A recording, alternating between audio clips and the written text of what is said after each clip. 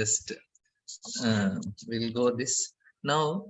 This is a very important argument, also discussion. Also, there are few points we have to nicely remember.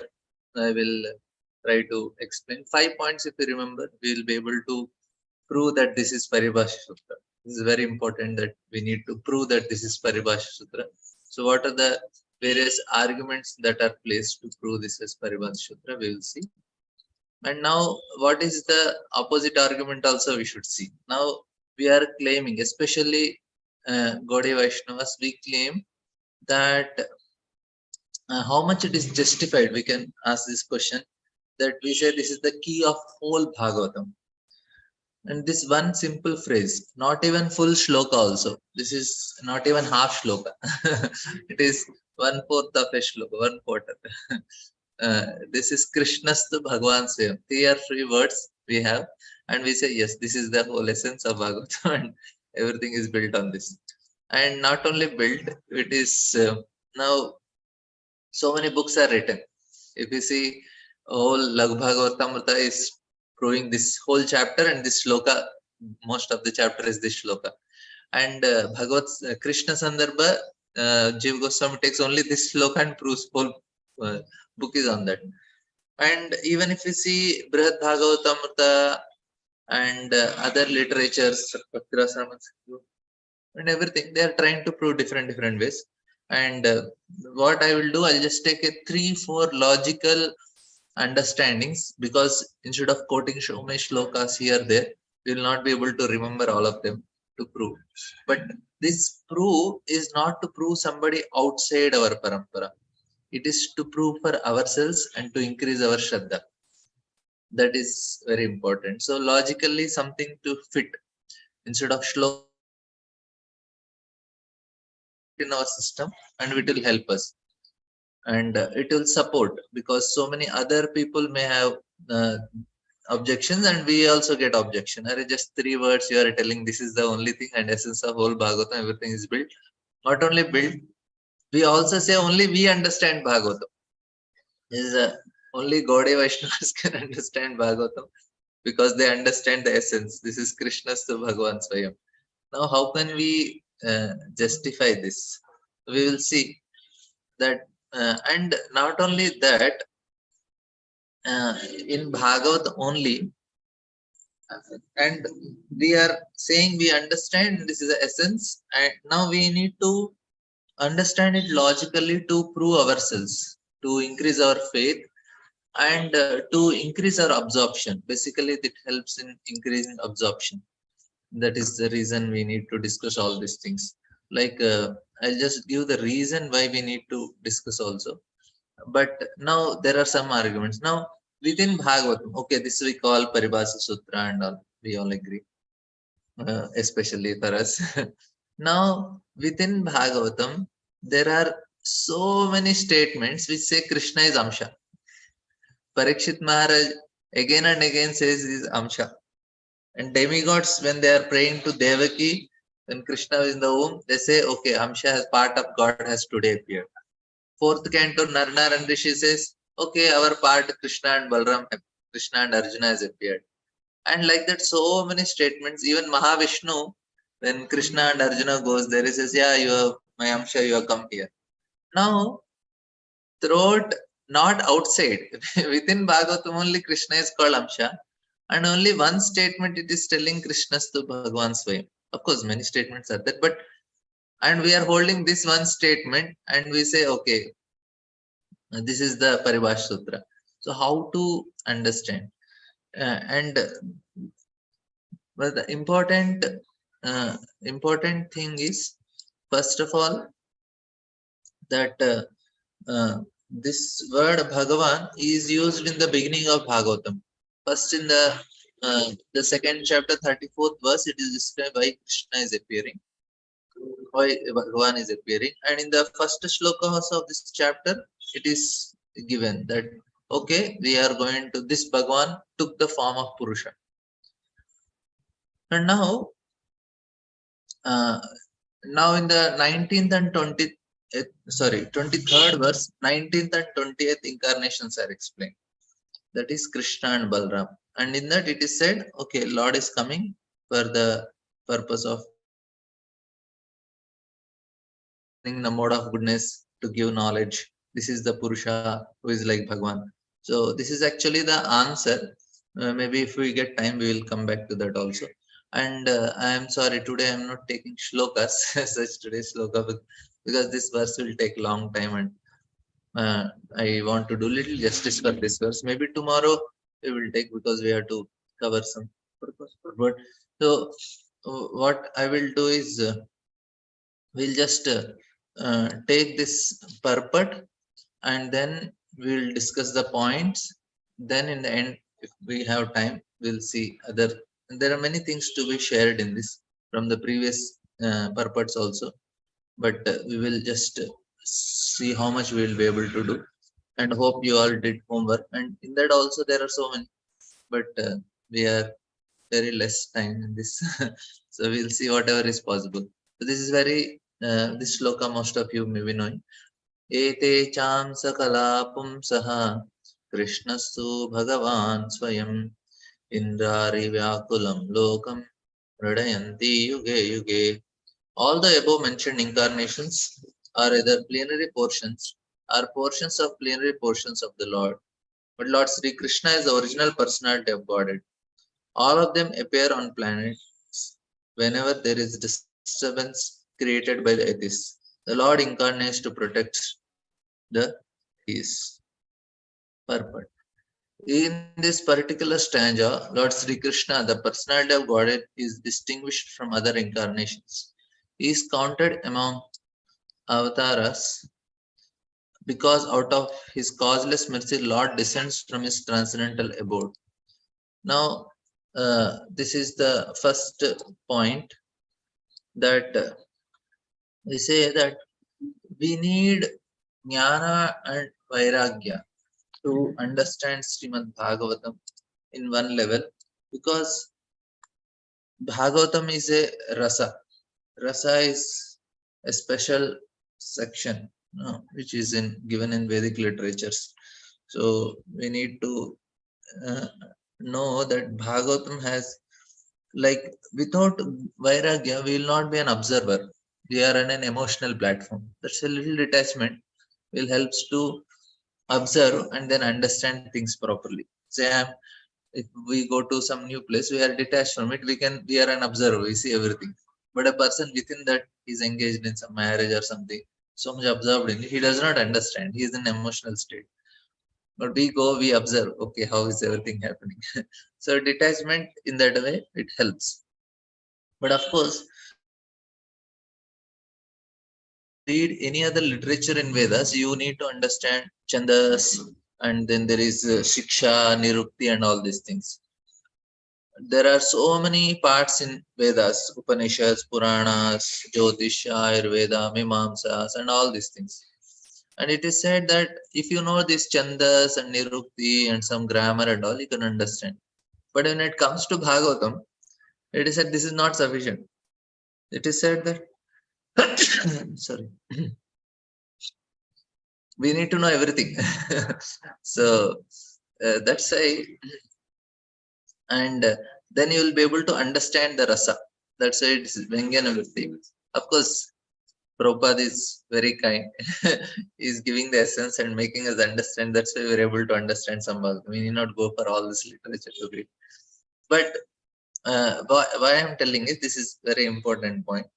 Bhagavatam is multi-dimensional. So if you learn a little bit here, there, it's not a flat comic book. You have some stories and you read. No. Unless we are very careful and trying to understand, then this multi-dimension we cannot understand. We cannot, something from inside will not respond. Therefore, Srila Prabhupada is saying that, okay, you need to, like, yesterday we were discussing in Prabhupada purport also. Prabhupada was telling, Prabhupada says in one purport that we need to know about all philosophies and all before sitting on Vyasas. But of course, Prabhupada has given the essence. So, but in general, we cannot understand so easily. Now, why this point, why I am telling is, the most complex and most multi-dimensional is is who personifies rasa and is the most complicated god in that way. Sorry, not most complicated, most complete god. So it is logical that fullness is there in Krishna because all the rasas are there. That's why is Akila Rasamrita Murti. And here Rasa Prose is telling Swadu Swadu Pade Pade. Bhakti Rasamrita Sindhu is only for this Akila Rasamrita Murti. So and so here when so this point, of course, I wanted to tell this point that sorry, I want to address this point that among all avatars, uh, counted among avatars, so why Krishna is counted among avatars? So that is the first point I will address. Then we will then of course that is comes under Vishnu Chakra Thakur also. He says that Mathura is not of this material world, but we say okay, Mathura is just 150 kilometers away from Delhi. So we count among the part geographical location, but it is not. No. Similarly, Krishna is also counted among avatars, but it is not avatara. He is avatari.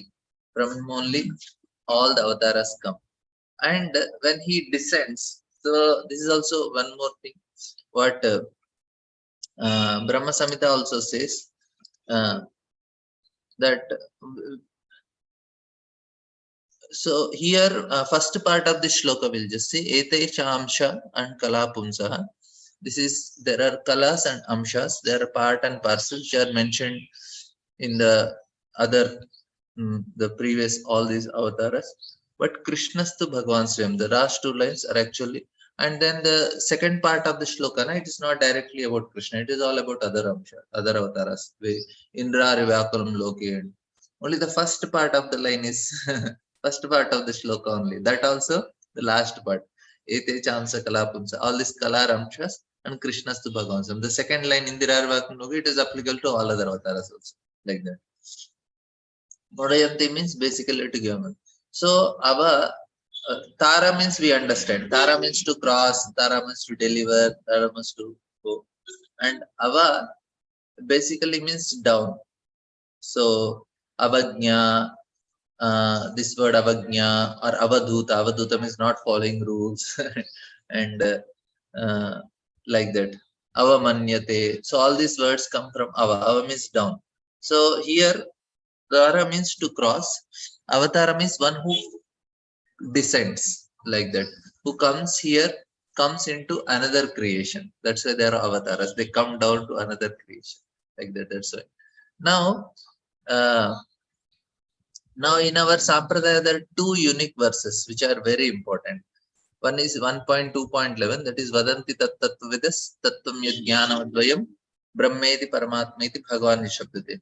Because this verse is proving Achintya Bheda Bheda Tattva. Based on this verse, we prove Achintya Bheda Bheda Tattva. This is the first important one. Second important one is Ete Chansa Kalapumsa. These are the two unique verses of our Sampradaya. For Achintya Bheda Bheda Tattva, and to prove Krishna is the Supreme Personality of Godhead.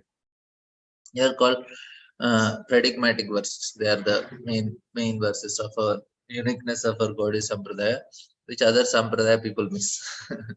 So, because we are actually in many portions we coincide with other Sampradaya. 2 points they miss.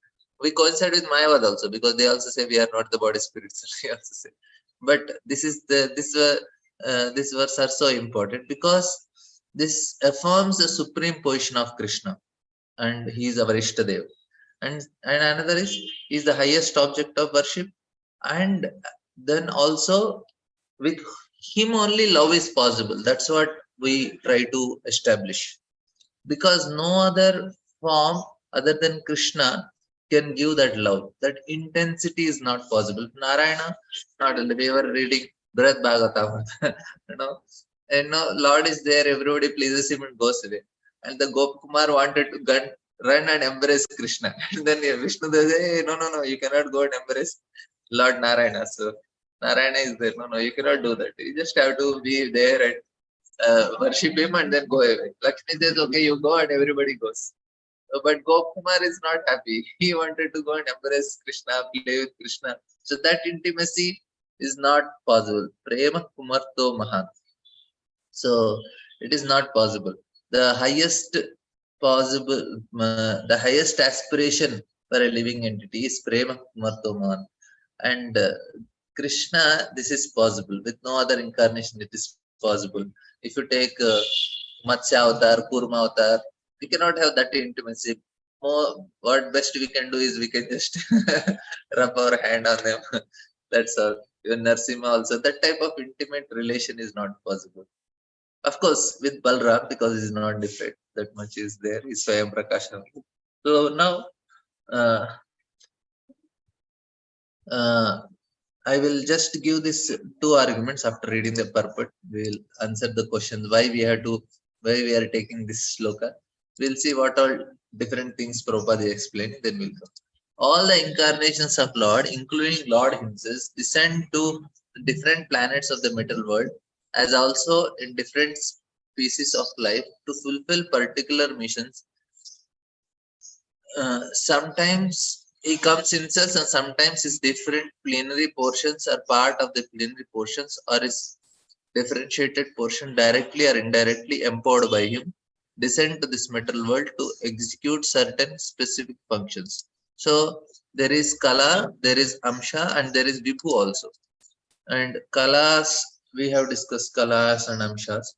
And Vibhuti, there are Manu and all, which Krishna explains in 10th chapter of Bhagavad Gita. So they are not directly by Krishna, they are by indirectly by Krishna. Is empowered like that. These are all Vibhutis. So originally the Lord is full of all opulences, all power, all fame, all beauty, all knowledge, and all renunciation. When they are partly manifested to the plenary portions are part of the plenary portions, it should be noted that certain manifestations of his different powers are required for those particular functions. When in the room small electrical bulbs are displayed, it does not mean the electric powerhouse is limited by the small bulbs. The same powerhouse can supply power to operate large-scale industrial dynamites with great volts. Similarly, the incarnations of Lord display limited powers because so much power is needed at that particular time. So not that they don't have, but they don't feel the need that they come that much only. So they Kurma, Matsya and all, they come, they have power, but they only give that much power which is needed for that incarnation. That's all. They don't display because it's Lord only. Ekamurti Bahudnikam. It's Lord only, but only that much is displayed. That is understood.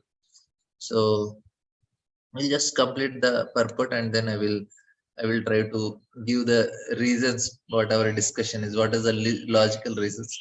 For example, Lord Parshuram and Lord Narsimha displayed unusual opulences by killing the disobedient Kshatriyas 21 times and killing greatly powerful Hiranyakashipu, Hiranyakashipu. Hiranyakashipu was so powerful that even the demigods in other planets would tremble simply by the unfavorable rising of his eyebrows.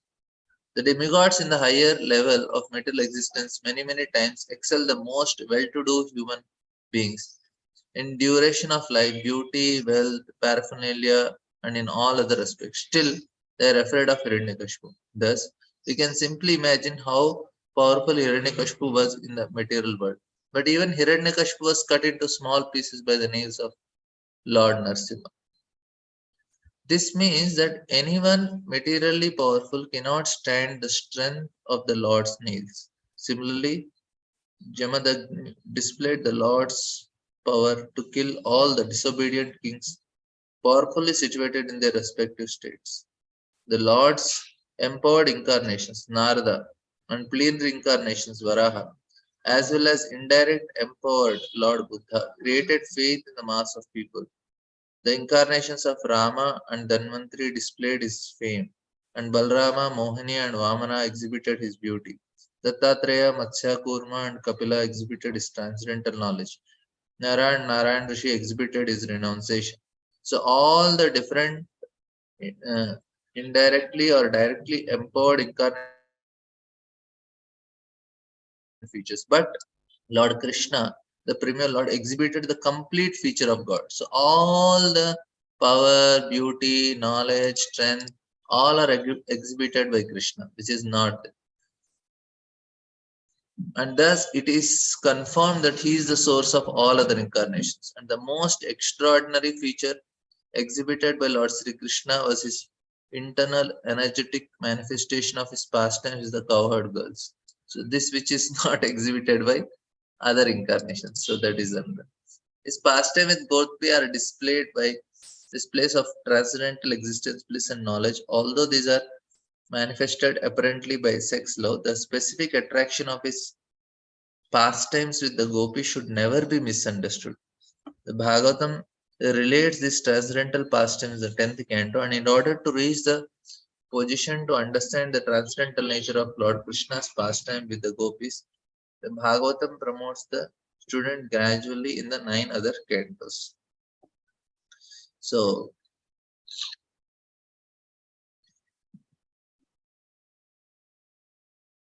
so we will just read this much and then I will give the 3 reasons why we say it is Paribhasha Sutra. We have to complete the purport also. So you have to wait. According to Jiva Goswami's statements, in accordance with the authoritative sources, Lord Krishna is the source of all other incarnations. So he has proved it in Laghu Bhagavatamrita also and Krishna Sandara. I didn't read Krishna Samhita, but Laghu Bhagavatamrita we are doing. It is not that Lord Krishna had any source of incarnation. All the symptoms of the supreme truth is full are present in the person of Lord Sri Krishna, and in the Bhagavad Gita, the Lord emphatically declares that there is no truth greater than or equal to him. In this stanza, the word Swayam is particularly mentioned to confirm that Lord Krishna had no other source than himself. Although in other places the incarnations are described as Bhagavan because of their specific function, nowhere are they declared to be the Supreme Personality.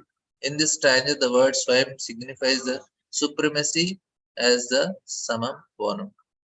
The Samam Bonam Krishna is one without a second. He himself has explained himself in various parts, portions, and particles as Swamsha, expanded himself in various parts, portions, and particles as Swamsha, Swayam Prakasha, Tadekatma, Prabhava, Vibhava, Vilasa, Avesha, Avatara, and Jivas.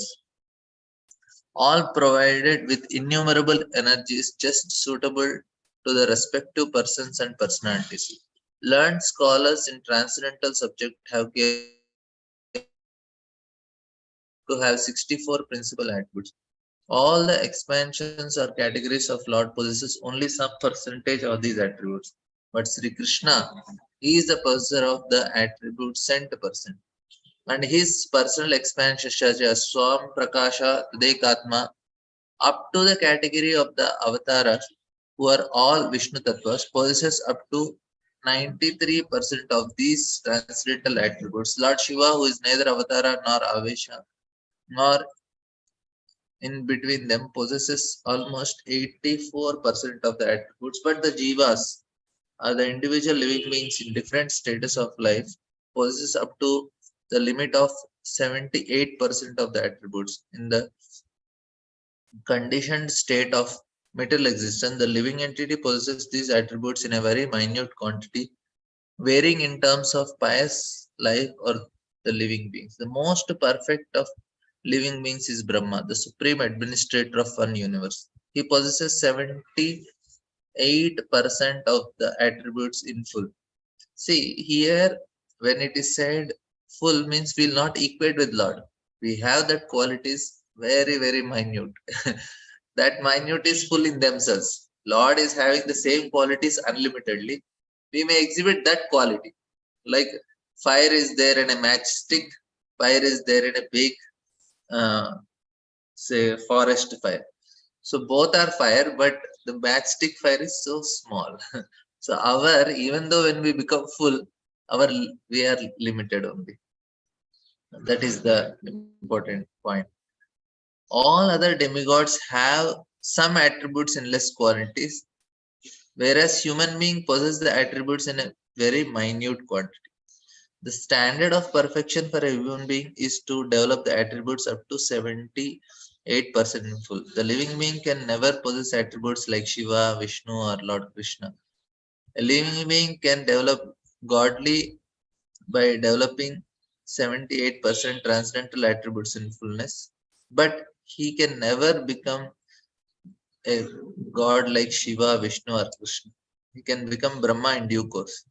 The godly living being who are all resident of the planet in the spiritual sky are eternal associates of the god in different spiritual planets called Haridhama, Mahesh Dhama. The abode of Krishna above all spiritual planets is called Krishna Loka or Golok Vrindavan. The perfect living beings, by developing 78% of the above attributes in fullness, can enter the planet of Krishna Loka after leaving the present material body.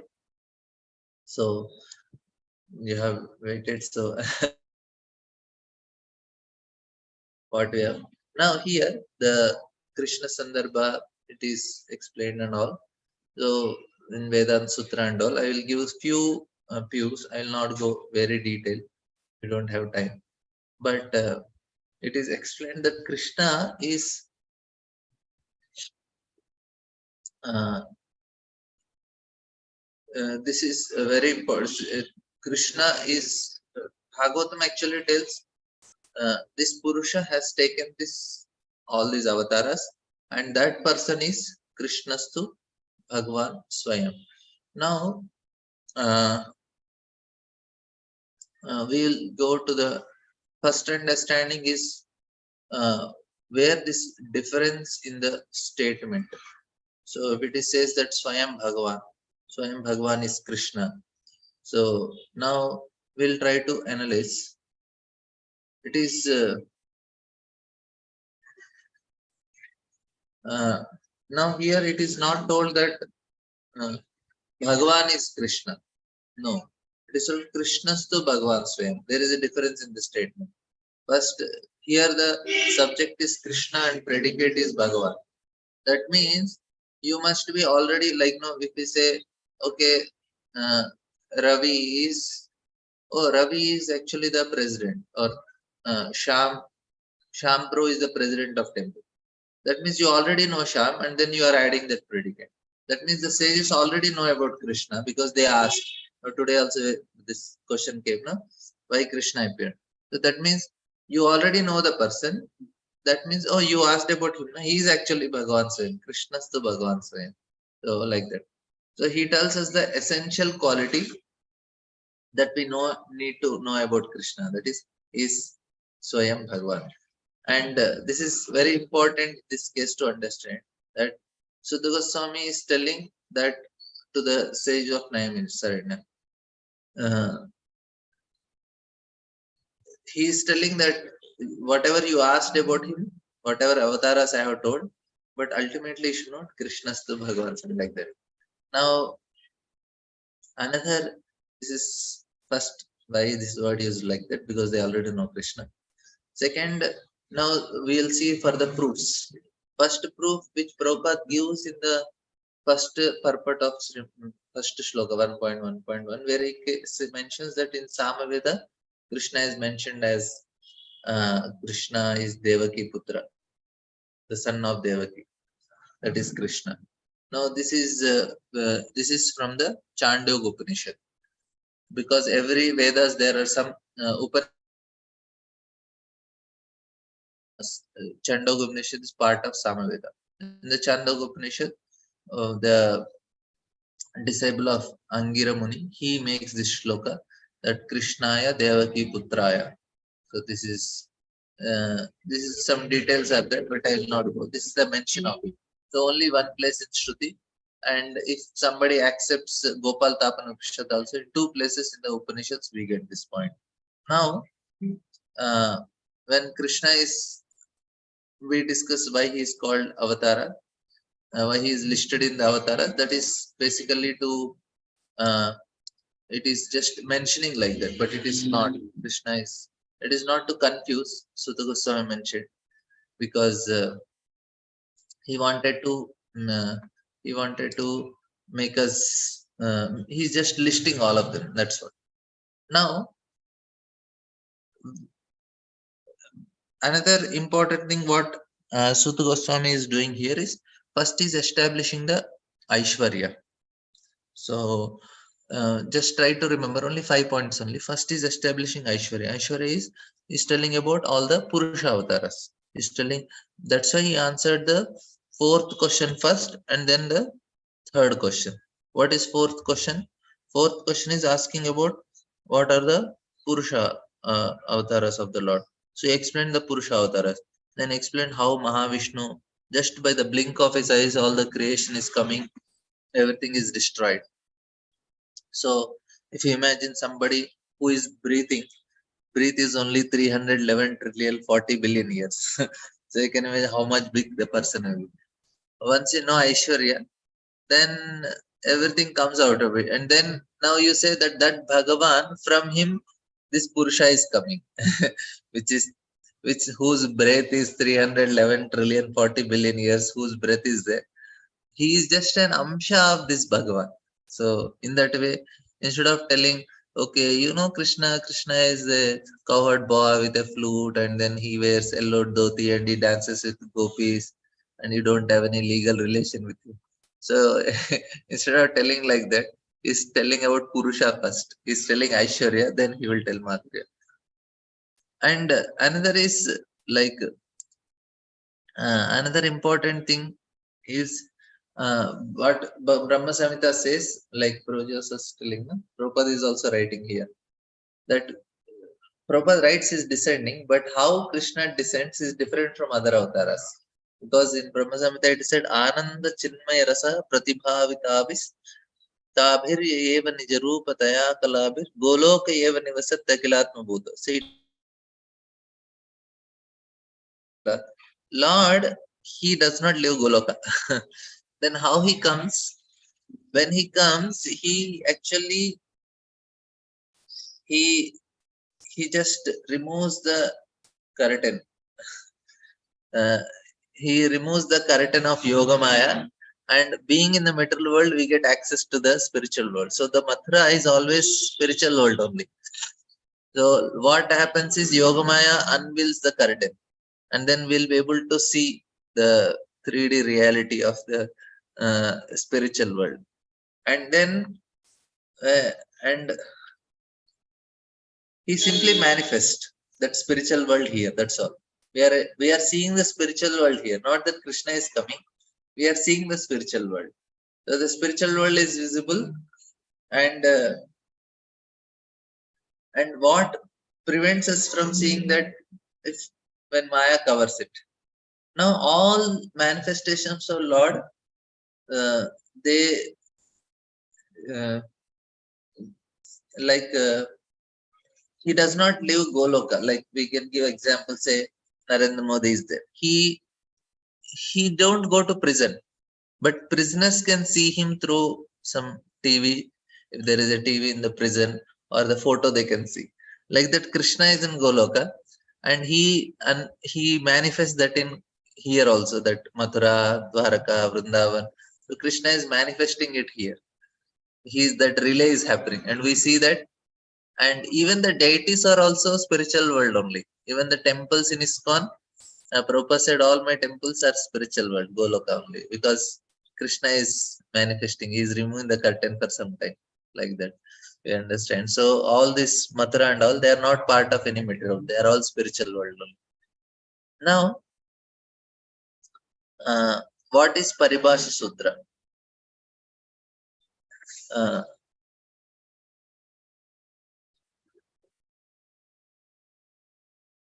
Now, first thing, Jiva Goswami in his commentary, he is trying to prove in the very beginning of Bhagavatam, in this chapter, where this, see, first proof is, first thing is here, it is established by saying,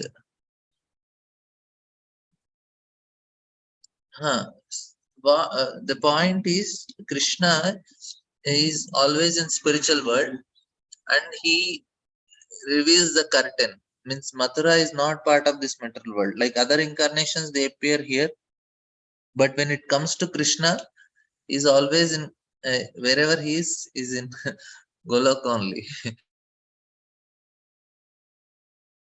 Appears here, and Dwaraka appears here. They are eternal abode. They only just appear, and that means the Yoga Maya removes the curtain, and we can see for some time the pastimes that are happening.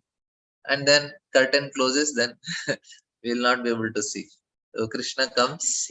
Krishna coming means he's doing his eternal pastimes. Only the Mathura is visible for some time for us, like that. So this is what Acharya sir explained. I don't know more than this. Now the first proof is this statement where Krishnastu Bhagavan Swam, where it is made in the beginning of Bhagavatam. So that is the first proof. And which chapter? Janma Guhya Adhyaya, the secret incarnations of Lord, which is the chapter of it. So this is what is meant. The statement has a special place. What is Krishnastu Bhagavan Swayam? And if the statement is made in the beginning, at the beginning, it is the valid in relation to all other statements that are made later. The first statement it is made here. So that is the first. And now we'll discuss about Paribhasha Sutra. Maybe I will explain about Krishna. This is Paribhasha Sutra we'll discuss first. This is very important. Hopefully we'll be able to cover 10 minutes. I'll see. 10 minutes I'll try to complete. First is that this is Paribhasha. Definition of Paribhasha Sutra is any aniyama. Aniyama means when there is no rule is established and there is something random or out of system. So when the rule is established, a certain order, a key to organize, that is called Paribhasha. That means you randomly said something and then you made a statement which is covering all the rules. So that is called Paribhasha. That means now you made a rule. Till now rule. So because he just listed all the avatars randomly. He just listed all and he did not establish any rule for all the avatars. And then after then he said that Purusha is coming and then Vibhuti, Samshas, he explained all the Purusha avatars, Vibhuti, Samshas. But he did not establish any clear classification or a rule that this is the order. Then then at the end he says, okay, now this Paribhasha Sutra should always be taken from the it is affirmation that Krishnastu Bhagavan. Since it is done in the beginning and in the chapter where the avatars are mentioned. So that's why it is considered as Paribhasha. Paribhasha means the rule. So rule is when no rules are there, then you establish some rule. And when it is established in the chapter where the avatars are mentioned, then only this shloka is mentioning. Now, very important, important point is this third chapter is the whole trailer of Bhagavatam. I already told. That means it is the essence in one way, because whole Bhagavatam is going to explain all these avatars in detail. Kumaras, Narada, Kapila, Narsimha, and all the avatars that are listed except for Yajna, all are explained in detail, the whole remaining cantos of Bhagavatam. And that means it is a trailer. It is giving the essence. And in that you are making this statement, Krishnastu Bhagavan Swayam. So this person, that's why it is Paribhasha. Your understanding.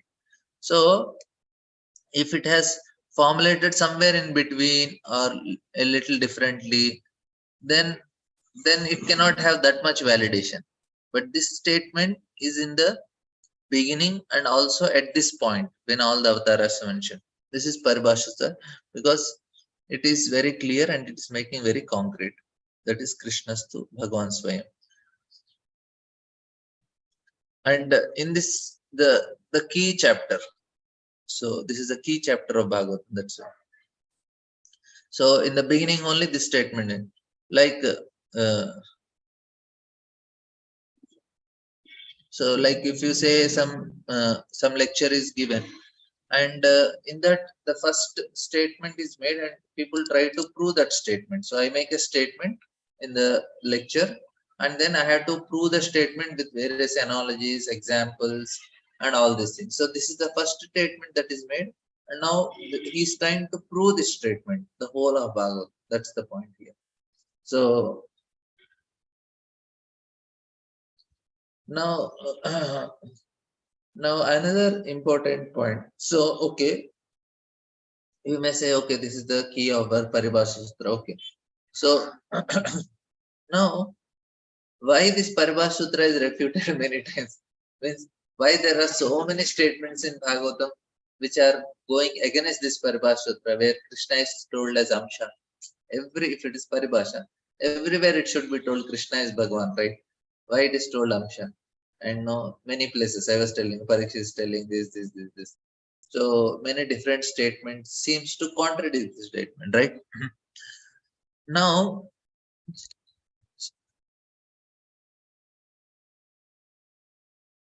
just various stories about something. No, it is actually, we should understand that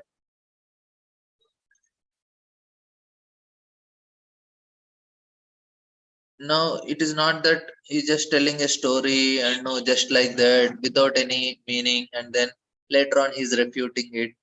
And it's not like that. So it's a serious work. It's a science about absolute truth, not just some stories here and there and without any logic. No, it has a very logic. So what is the logic is, because it's a serious work at the very beginning, it should the key should be understood. And it is precisely because we really understand Srimad Bhagavatam, uh, like uh, the point is, if we know Sanskrit, then it is easy. We'll not refute all the things, but I'll just give one major uh, reason, how it coordinates all the things. So first thing is, all other statements which come later, they should be in line with this statement. So we should prove this statement because this is Paribhasha Sutra. That is first rule. Second is, uh, like there is something called power in the statements. So if two conflicting statements are there, then we have to see bala, the strength of the statements. So of course there are other reasons also, but I'll not go in so much complicated. Like Prabhupada is telling all the avatars are coming from Kshirodaksha Vishnu, and somewhere is telling it is coming from Garbhodaksha Vishnu. So it's a confusion. So now we have to see which is having Bala, Abala, Vichar. This is a very important thing. So maybe this one will end. I'll not take more of your patience. Like, say, I'll give example. Prabhupada is making one statement in a letter. He sent a letter to a devotee saying you should do like this. And Bhagavatam, he told something opposite. Now, which statement should be taken more seriously? In Bhagavatam, he wrote something, and in a letter, he wrote which is opposite to it. Now, we have to take Bhagavatam words as more seriously because it's a book and Prabhupada is writing for everyone. Whereas in a letter, it is for that specific devotee. That's why this statement of Bhagavatam has Bala. So, similarly, this statement which Bhagavatam is telling here, it is having the most strength because it is told in the beginning, it is told at the in the conclusion of that, and this statement don't have any support. It is on its own very strongly standing. Krishnastu Bhagavan Swayam. Say, like if I make two statements.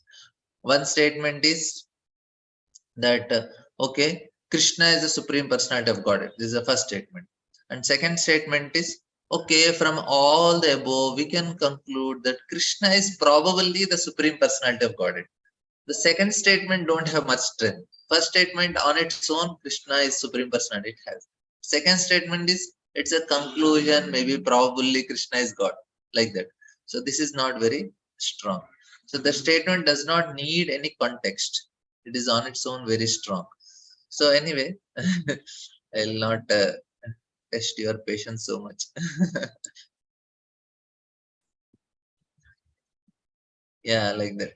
Shamakun bro is telling that the rule of the Supreme Court's hold uh, president over any other high courts. Yes. Anyway, we will just read our. It's very complicated, but it is important. I thought we'll just this is Paribhas Sutra, something we should know, and we will.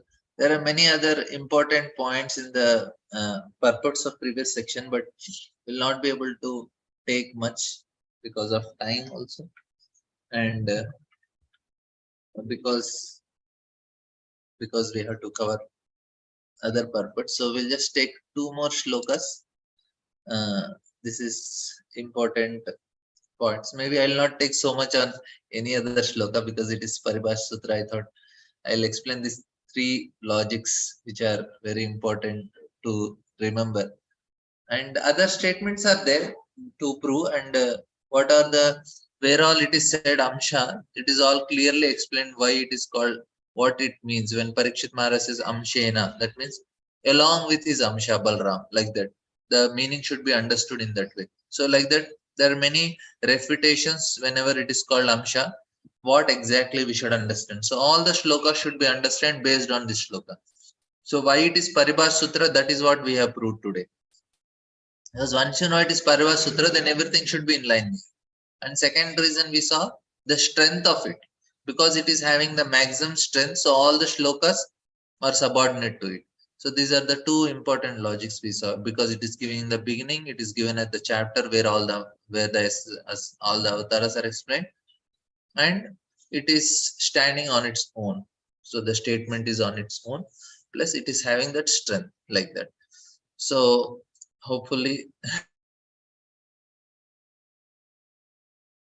so there are few more other things. Maybe I'll just tell because you have waited so long. So I'll give some more uh, nice analogies, nice points also.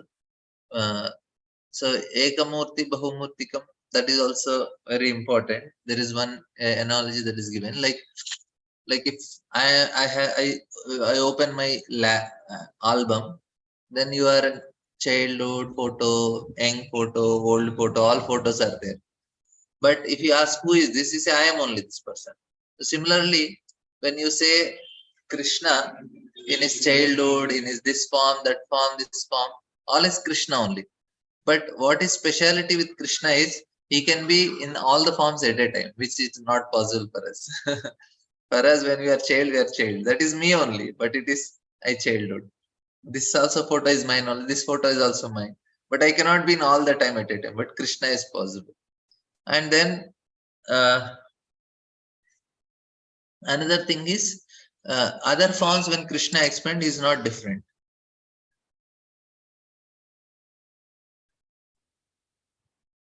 So and it is not that when Matsya, Kurma, other avatars they are expanding from Krishna. Krishna is that. No, it is Purnamada Purnamidam Purnat Purnamadacha is always complete. So and different uh, the difference or the classification is only one thing, is how much the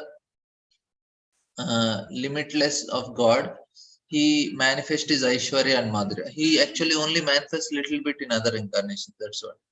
And he only decides how he comes.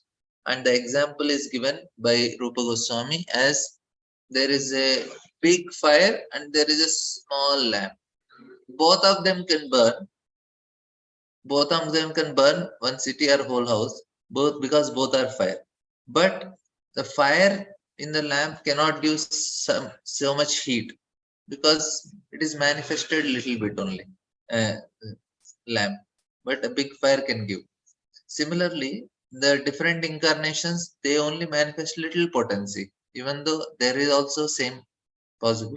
It's a small fire as potency of a fire. It can also burn a city, but shows only little of it because it has a specific verses. So all other avatars, this is they are coming to manifest that much only. So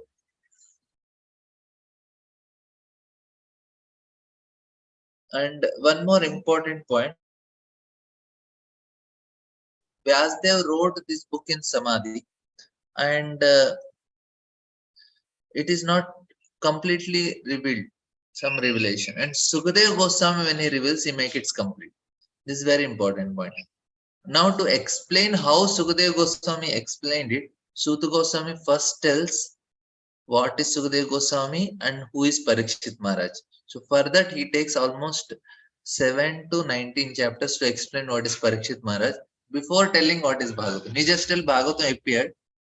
Then he didn't directly start Bhagavatam. He said what is Parikshit, what is Sukadev Goswami, especially Parikshit, because this is the qualification for here. And then he explains all other details. So I hope it was helpful. I didn't want to trouble so much with philosophy, but I thought this is an important verse. I had to tell some logical sequence so that it will be helpful. Hopefully, it was helpful. Thank you all very much. We'll meet tomorrow. We'll do shloka recitation first, and then we'll go for other things. Yes, Kalpana Mataji. Hare Krishna Prabhuji. Thank you, Prabhuji. You have wonderfully explained various aspects. It was really, eye-opener for many aspects. I'm still meditating on that. Prabhuji, I just want to understand two part in that purport. Mentions about Lord Shiva. Lord Shiva, who is neither Avatara nor Avesha, nor in between them. That I need to understand. And one more thing is, one can never become a god like Shiva, Vishnu, or Krishna. In this, the Shiva aspect is explained, that is Sada Shiva, the Vishnu Tattva of that form, that Prabhuji, not the Rudra form and all, right? No. And Shiva is also a Guna Avatar, no Prabhuji? How can we justify that statement then? Yeah. That is there in this. What happens in Prabhupada is trying to very clearly tell the difference between and Vishnu, because he cannot explain all the things that are there in Laghu Bhagavatam. So he takes some statements and makes. So if you want to know detail, then we have to go through Laghu Bhagavatam and understand where Laghu Bhagavatam.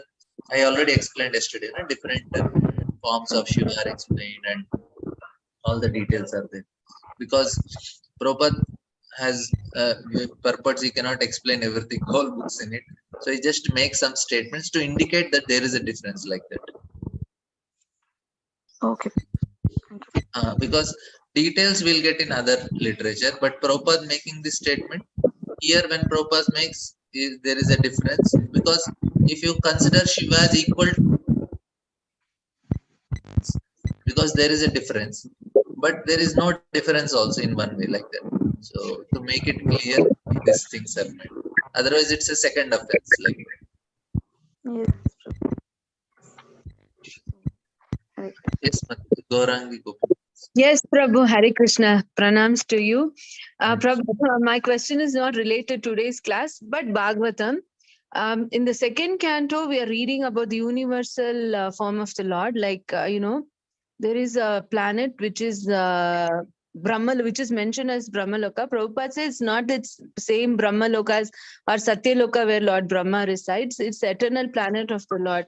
Prabhu, can you just throw light? Which is that eternal planet? Is it that Dhruva Loka or where Kshirodakshai Vishnu stays? Can you just tell, please? You have to mention the shloka number, and you can send me that shloka number. I will have to exactly see what is mentioned, because which shloka, if you can say, then I will go through it and then I can answer your question. Because okay, yeah. Thank you. You can send me personally, and then I will answer. Sure. Okay. Thank you, Prabhu. Hare Krishna. So thank you all very much. I'm sorry if it is a little complicated. I just wanted to say so. Thank you. Sorry.